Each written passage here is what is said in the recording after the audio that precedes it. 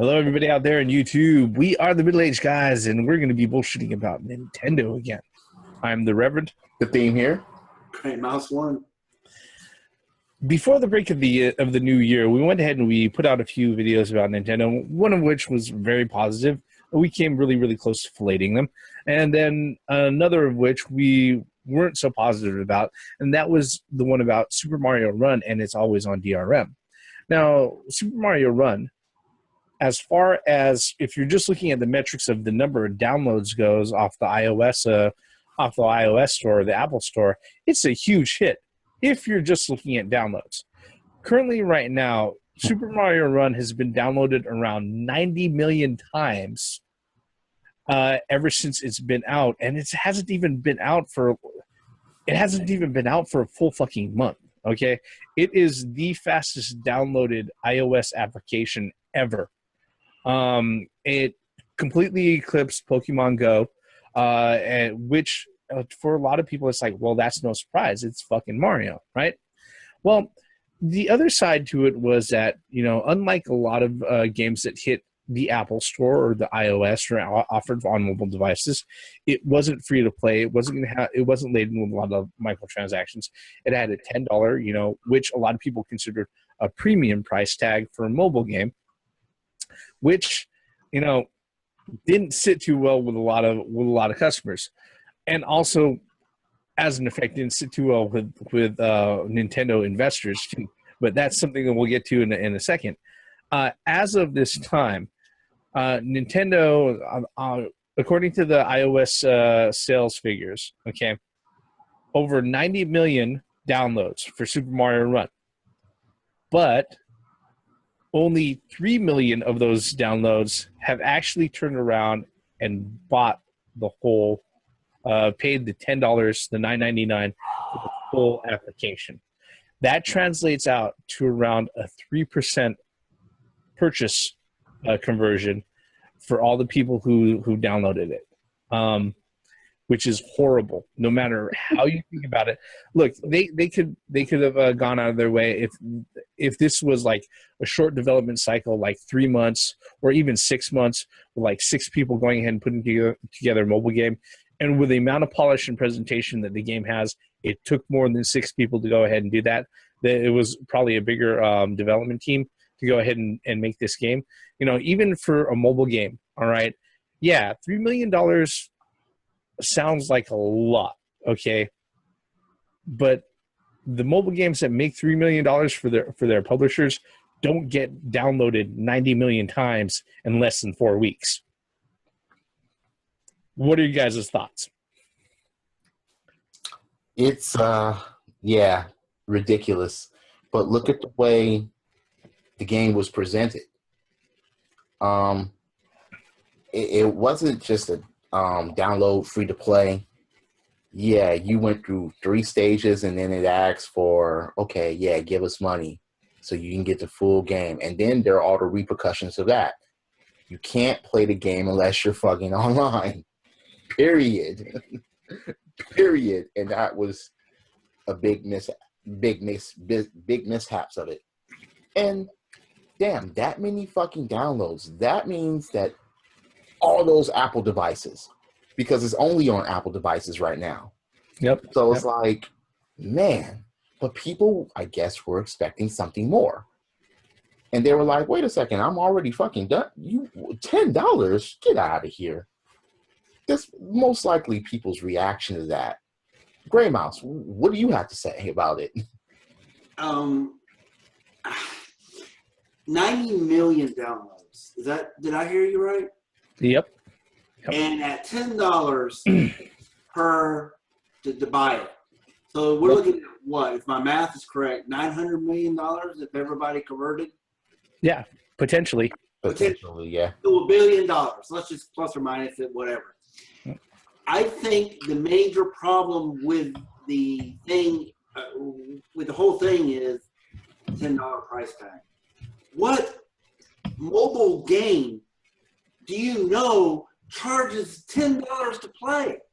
Are you freaking kidding me? $10 for a mobile game? All because there's Mario's in it?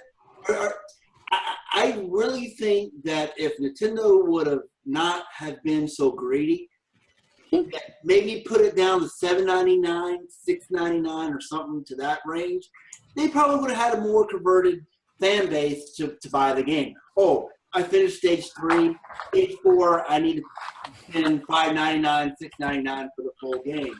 Then maybe people would have bought it at that price point. But $10 for a mobile game? Are you fucking kidding me? And the fact that DRM, you have to be online in order to play it. The whole point of mobile games is that you can play this shit anywhere you want, whether or not you have a fucking internet connection or not. Because there's some places in this world where your service does not go out. And so if I was out there in the middle of New Mexico or Nevada and out in the mountains somewhere where there's nothing around, I can't play that game on my mobile device because there's no service. Wouldn't you be more concerned about calling for help if you're stranded out there? No. I'm not saying stranded. There are people that go out there. You know what I mean. But my point is this. I think Nintendo got really greedy on this, and this is their own fault. This is their own fucking fault that Mario Run has underperformed. I mean, like we said before, that DRM really killed the game. I mean, having a mobile game with Mario in it, that was gold. That was money just waiting to happen. The price point, and I think the DRM shit really tanked the game, and that's the main purpose of the game. I mean, I may be wrong, but that's just my opinion. So, how many stages does this game actually have? I don't know. There's actually save the princess, or is it a going on forever type thing? No, there's something like 7 or 8 worlds, and there's 3 stages for each. But there's something like 7 unlockable characters that you can go ahead and use to play through. And there's also the Toadstool Rally mode. Most of the people who have actually went ahead and bought the game and play it, from all the feedback that I've heard from them, firsthand, is that they've said that, yeah, they spend more time playing the Toadstool Rally mode, pretty much, comparing their performance and their scores against other people who have played through, because that's the multiplayer component. The times.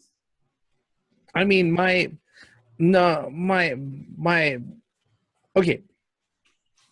On one hand, I want to sit there and say, I told you so. All right. On the other hand, the thing with the $10 price point and everything else, when it comes to a mobile game, what's funny is that before, what's his name? Before Steve Jobs died, he said the worst thing that he did was to offer free applications out on the Apple Store. All right. He said that was the worst fucking thing for the market ever. Okay. Because there was no way that you could sit there and guarantee that publishers or developers actually get paid upfront for their work. And then also the other thing that happened as a result was this pay-to-play microtransaction bullshit that people end up spending hundreds of dollars on a free fucking title, okay, which everything is moving toward, not just mobile games, but even console games, all right? So he said that was the worst thing that he ever did, that if there was one thing that he could have changed before his time was up, that he would have never have released a free application on the Apple Store ever, all right? And I agree with him to a point, actually to a large point, because the thing is that $10 is a drop in the fucking bucket. If you sit there and you tell me that I got to spend 25 cents for a dozen jumps on fucking Mario Run, all right, or I got to sit there and spend $1 every time I run out of, my game is over to go ahead and play. Otherwise, I got to wait for 72 fucking hours. I'm sorry, that's not free. I think the biggest kicker was always had to be online to play it. Because as you just said, $10 is not all that much. Well, but the thing is that the mobile market is different than the console market, all right? Mm-hmm. You have a console gamer who walks into any store with physical copies, and they sit there and they see a game for $10. You're like, shit, that's less than a rental. That's less than a set of rentals at Blockbuster when they used to be around. All right. In that case, it's like $10 is fucking disposable. But the folks who sit there and they game mobile, the casual player, the casual mobile gamer, and everything else like that, 9 times out of 10, they're gonna sit there, they're gonna download and dick around for 30 seconds for a free to play fucking game because it's free. All right, and all they have to do is tap once to go ahead and fucking install, and then they're off and running. Okay, that they don't have to think about it. Okay, now that you have a price tag attached to it, they've got to think about it. So yeah, no, that didn't help them at all. All right. Now, for the folks who didn't mind that $10, but were concerned about other things, about actually being able to play the game whenever they fucking wanted to, the DRM, that killed them from that killed their chances of looking at, oh yeah, maybe this is something that I want to fucking do. No, I mean, well, look, let's look at it this way: a mobile game on a cell phone. You're either out and about in the world, on vacation, or traveling in a car. What happens when you go through a tunnel and you don't have internet connection going through that tunnel? Your game just turns off or whatever. What happens if you're in the mountains somewhere where you're vacationing in the mountains? What happens if you're vacationing out in the desert?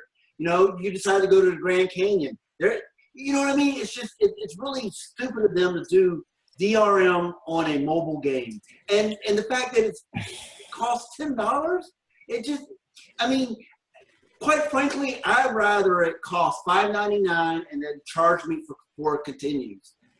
Okay, I use 5 men, and if I want to continue the game from where I'm at, I have to pay 50 cents or $1.99 or whatever. I'd rather have it that way than have it, than have it a DRM set on it where I could play it whenever I want to. Or I can't play it whenever I want to. So what you're saying is you rather have it arcade style. Yeah. Because, okay, the funniest thing about that is there are certain puzzle games that are like that. There are certain puzzle games, if you run out of lives, you can actually pay for more lives, or you can be patient and just wait a time limit. Yeah. And then all your lives will come back. Yep. To me, I just feel that Nintendo was being greedy with a $10 price tag, and I think the DRM was the worst fucking idea they ever came up with.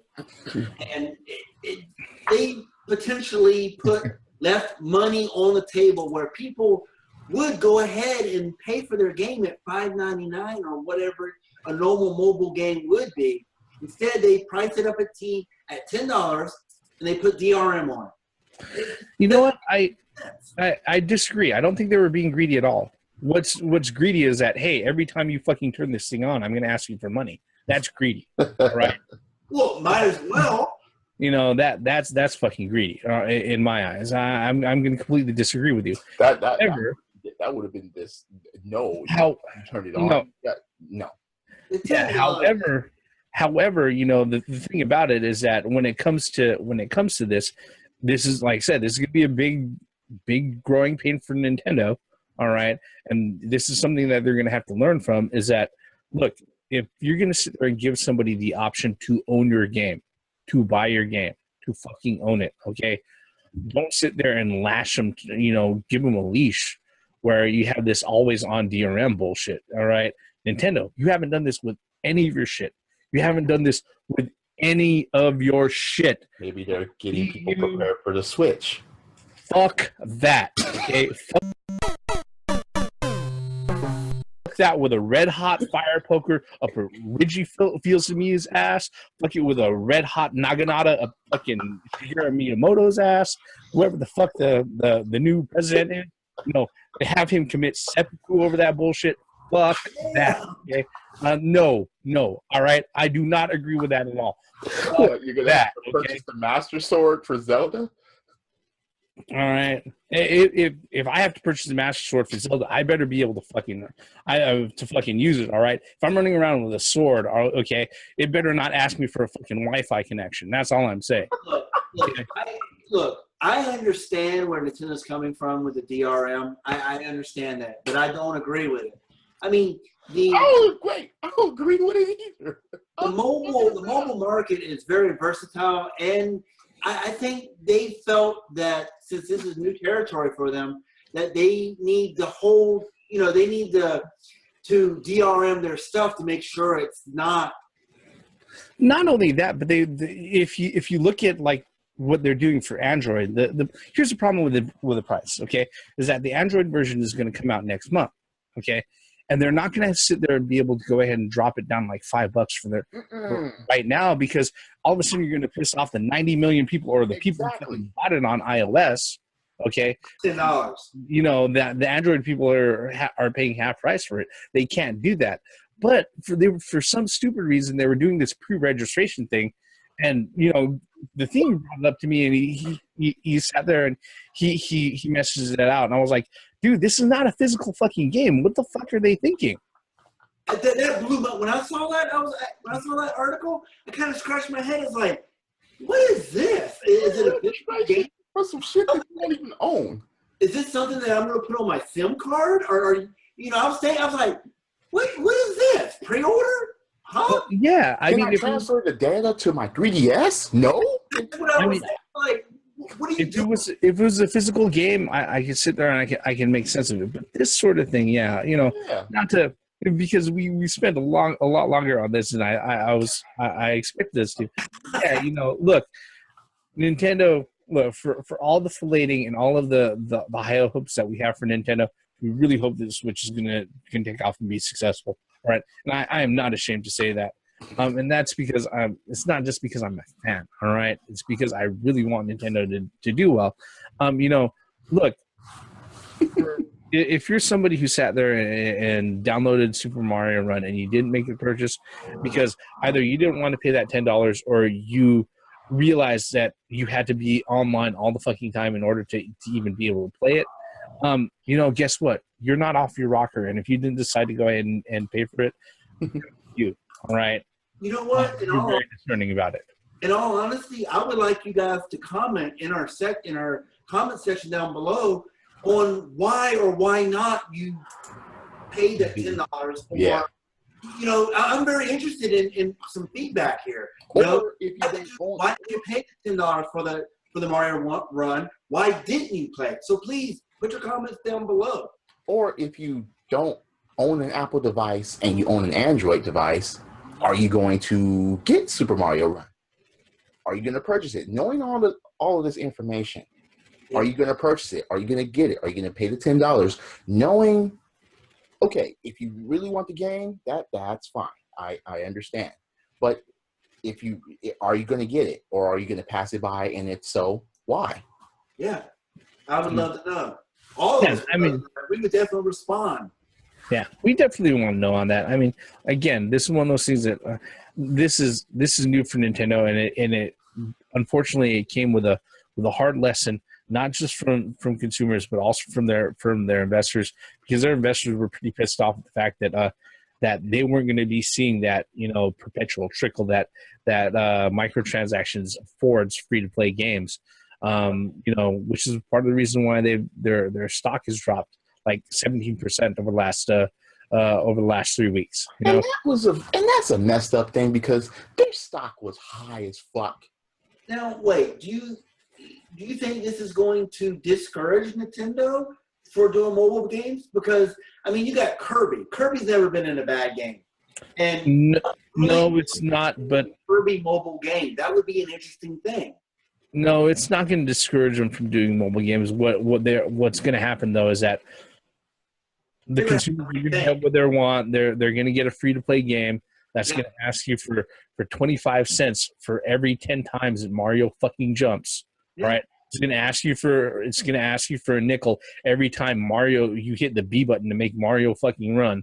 Okay, and that's exactly what's going to fucking happen. I know that you're exaggerating on that. You're going to buy extra Tanuki suits and penguin suits for this? I really don't think. That mushroom you just saw out of the block, in order to pick up this mushroom, it's 99 cents.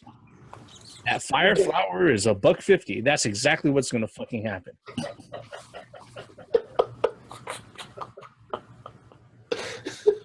If anything, they'll pay. You have to pay a nickel for every 5 Marios that extra lives.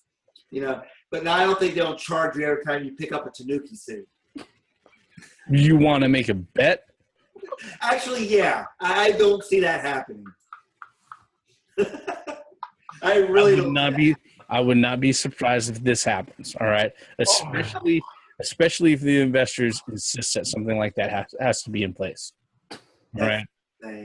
Now, whether or not that happens with this always on DRM bullshit, that's another story altogether. Unfortunately, I don't think that's going to go away, which is another stupid thing. But let's switch gears really quick. All right. I don't think.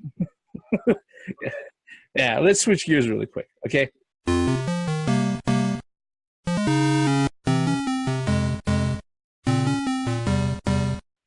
That doesn't mean that the outlook for Nintendo is all doom and gloom. We know that the Switch announcement party is going to happen on the 13th.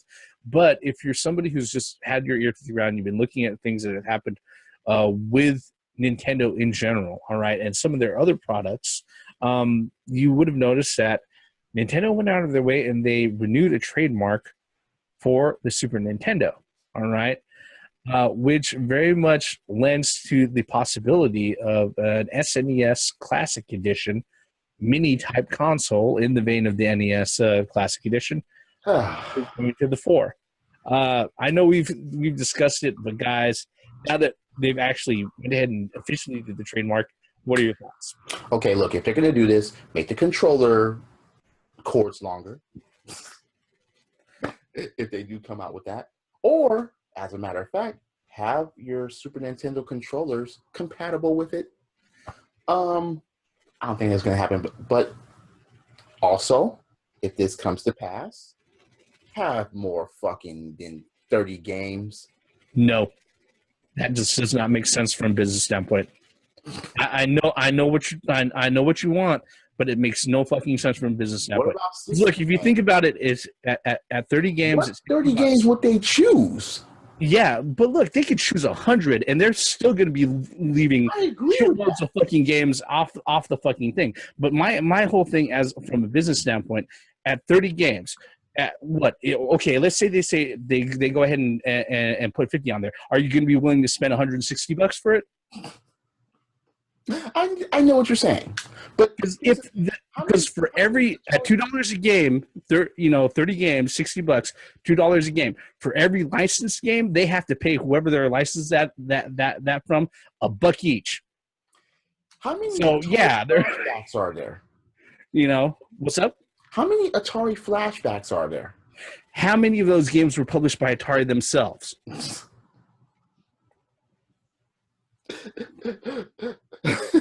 That ended that argument. And here are my thoughts.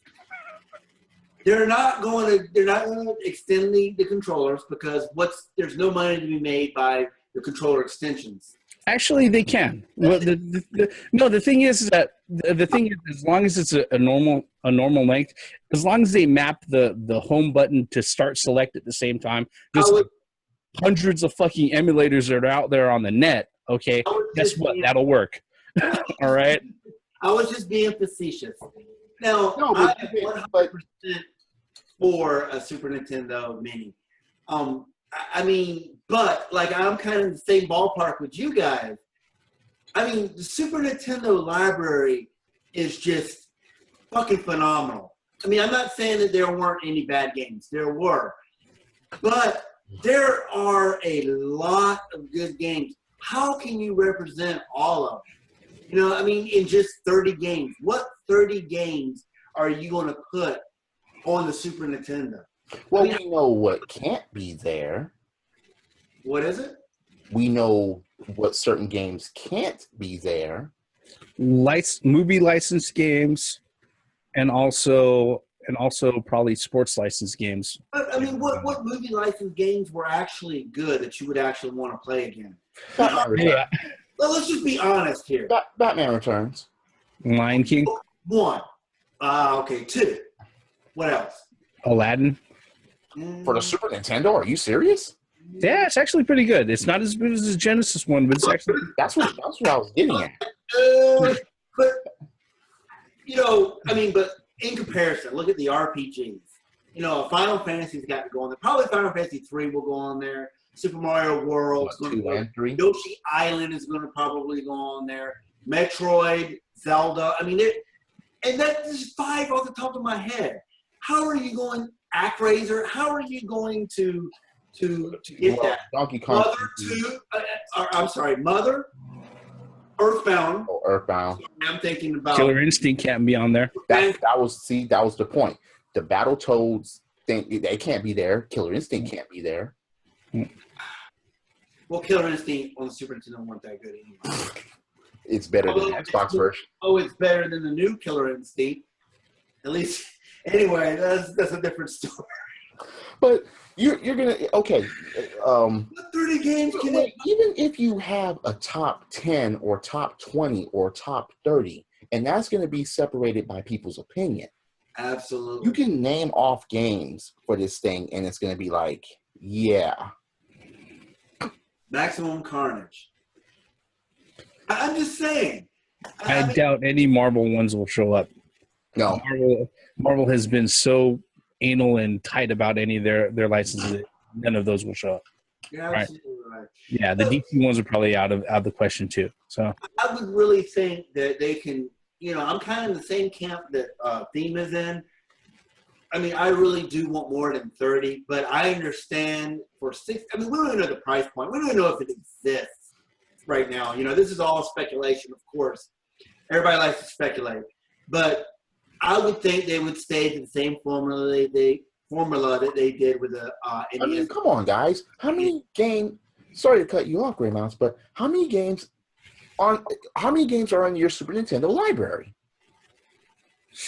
Personally, well, let's see. actually, around 40 titles. Yeah. Okay. A little bit more than 30. And I guarantee you, out of all those titles, there are certain titles that you're fucking missing that you would like to have.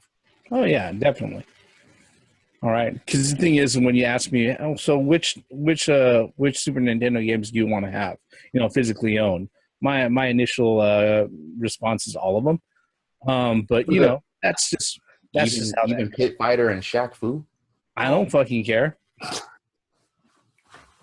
Watch Shaq Fu be one of the games. Oh, I said own, not play.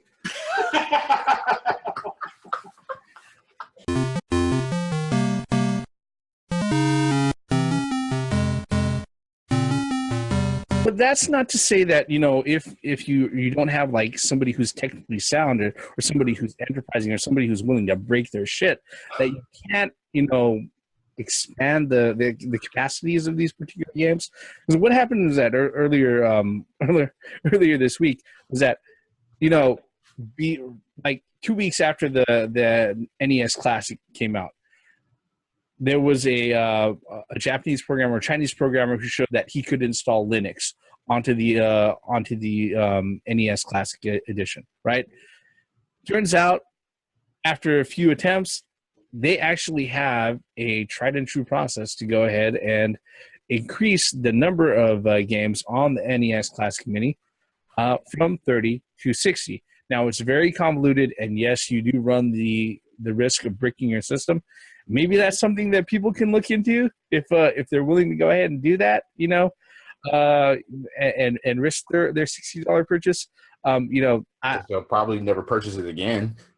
Yeah, because the thing is that I've hacked systems before. I mean, I'm not afraid to kill warranties. What are you guys' thoughts on that, really quick? Look, we knew that people were going to try this. That's just a common sense of it. You were like, 30 games, there's this. Damn, did you put Duck Hunt on it? And can you make it work for fucking... No.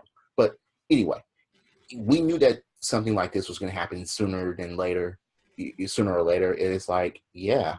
But it goes back to the point of saying, only 30 games? Why not more? And they found out a way to put more. Yes, it's a big risk, but we kind of saw this coming. With me, I find it very fascinating because all you need is a USB and a micro USB. That's all you need is a USB cable, pretty much. And then what you do is you just load up, FEL software on there. So what they put? And you boot it. You go through the actual. I think the way you do it is you actually go through the boot up in order to do it. Okay, so I would put Well, I mean, in your opinion, what games would you put on there that's not already on this list?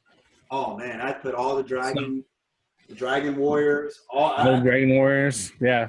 the Mega Mans. I put all 6 of those Mega Mans on there. I really would.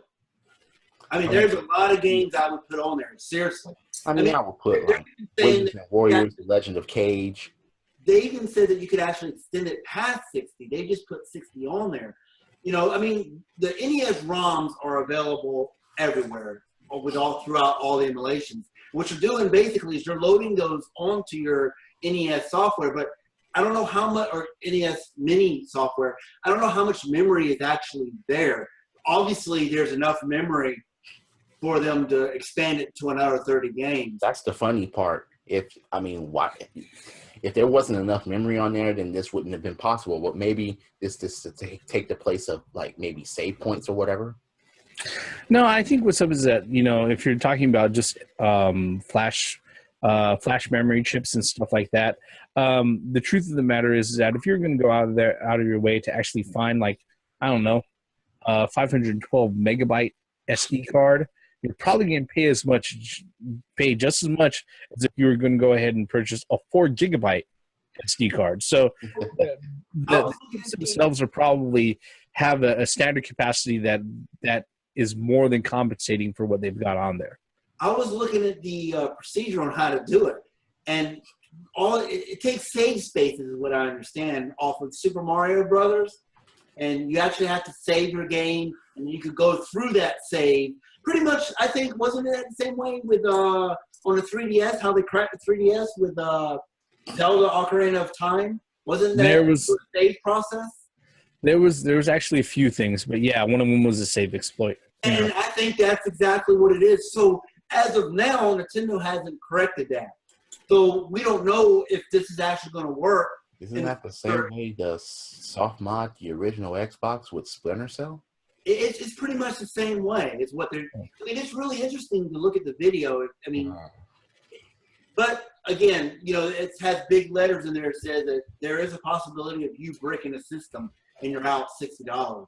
And especially on how rare these NES Minis are right now, where you can't buy them at retail, or you can't find them at retail, rather.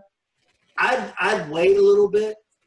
Hopefully that Nintendo doesn't get like 3 or 4 of them and then practice.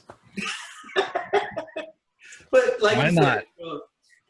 I mean, it ain't with a. Maybe they'll be available by Christmas 2017. I mean, if I can get a hold of an NES Mini, and it comes to a point to where they're always in the stores, I wouldn't mind doing that. But right now, I can't even get one to even enjoy it. You know, I'm not going to pay $100-something plus for the scalpers. No, I'm going to wait until I buy it at retail when there's plenty available. And then at that time, maybe I might experiment on it and extend the ROMs onto the system. And by the way, you have to actually put, you know, for it to show up, you know, you have to actually put a JPEG in there of a copy of it. So it is very convoluted, like the Reverend was saying before. But hey, look, I don't know how much memory's in that, and I'm very interested. And for that alone, I'm definitely going to pick up a Mini. I mean, if I can expand it, I mean, come on, who wouldn't? It's nice. It's a nice thought. As somebody who's voided multiple warranties on their game systems, the thing with any sort of hack is that yes, you do it at your own risk. This sounds not straightforward, but this is something that I was expecting to happen. You know, I think this is the fastest that I've ever seen it happen for a dedicated device that's put out there. And at the price point, I don't think Nintendo's going to sit there and chase them down and try to update firmware or any other shit like that. Okay. Really? Wait, this thing doesn't have to be online, does it? Yeah, but there's still a way to update firmware through USB. All right, there's got to be. All right. But it's not online. I mean, the only way that they could update the firmware is if they start production of a new. generation of those consoles, and I don't. Yeah, I mean, I don't think at $60 Nintendo is going to give a fuck. No, exactly. All right. But it's really interesting to sit there and talk about. And, as somebody who's entertained by those types of things, I thought it was pretty cool. What are your thoughts, folks? I mean, we covered quite a few things about Nintendo, really the whole gamut, bitching about Super Mario Run, not really bitching, but, this is the state of Super Mario Run. It's not quite the success that Nintendo was hoping it to be, and not quite the success that everybody was expecting it to be, which I think has to stand as a good lesson to Nintendo. The trademarking of the Super NES, hopefully for another Classic Edition console. I would love to see an SNES Classic Edition, no matter how many games shows up on it, and then also the hacking of the current NES Classic. A lot of things to talk about. So give us your thoughts below. Leave us a comment. If you're so kind, hit like, hit subscribe. We're here talking about all of this stuff every week. And we're probably going to talk about more Nintendo stuff. We will be talking about more Nintendo stuff next week. We're the middle-aged guys. We've been bullshitting about nothing. Our bullshit ends here. I'm the Reverend. The theme here. Gray Mouse 1. Once again, for the benefits of common sense, logic, and gaming. Good for Nintendo, bad for Nintendo. Nintendo being hacked. Wow. Come on, Super Nintendo Mini, please. Credits. Hack the planet. Hey, as long as they don't ask me a fucking quarter to hack it, I'll be fine. In fact, I will hack my shit so they don't ask me for more money.